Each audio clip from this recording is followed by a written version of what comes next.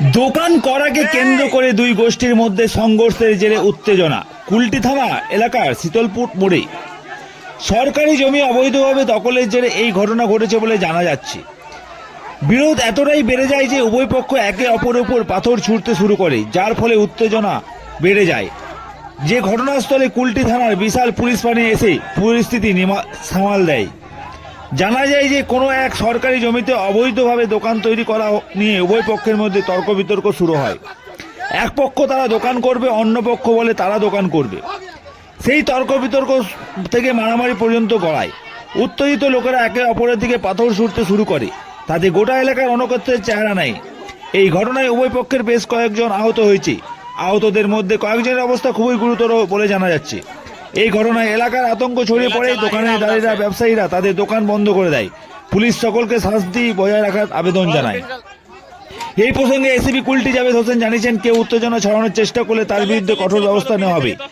একটা জমিতে দোকান তৈরি করা নিয়ে দুই পক্ষের মধ্যে বিশাল গন্ডগোল বাধায়।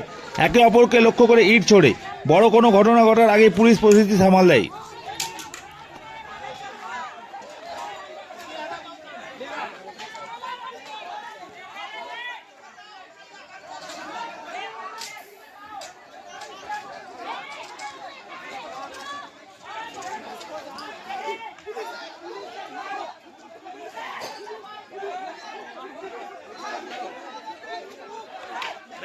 अभी मत छोड़